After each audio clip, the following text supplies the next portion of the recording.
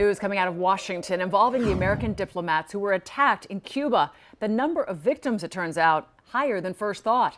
Our D.C. Bureau Chief Ross Palumbo asked the press secretary about those diplomats today. And Ross, what kind of reaction did you get from the White House?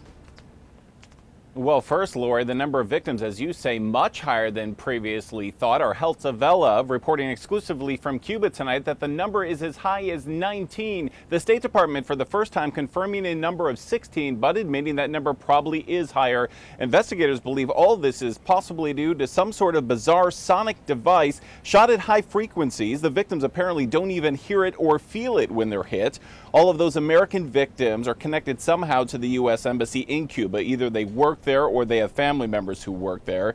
Now, some of them have brain injuries from this, hearing loss, headaches, vision issues, things like that. All have been treated, some flown to Miami for treatment, others treated by doctors flown in from Miami to Cuba. Apparently, this all began happening back in November of 2016 under President Obama. Obama apparently doing nothing. The State Department now says, though, it is over under President Trump and the investigation is now just beginning.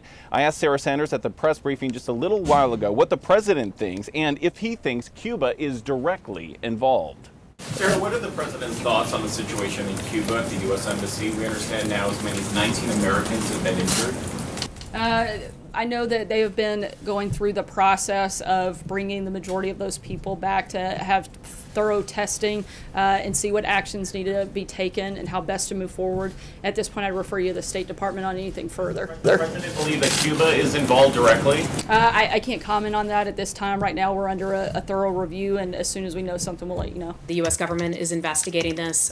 We have multiple agencies and departments who are involved in this and take it extremely seriously. You know, we were talking about this yesterday. This is something that we have not experienced in the past.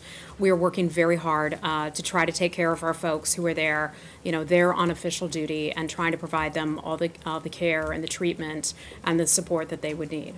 The investigation is ongoing. The investigation is ongoing, and we will continue to try to find the source of these incidents and the perpetrator. Well, the big question tonight, who is the perpetrator? Cuba directly has denied any involvement. The State Department won't comment on that. But, Lori, it's very interesting.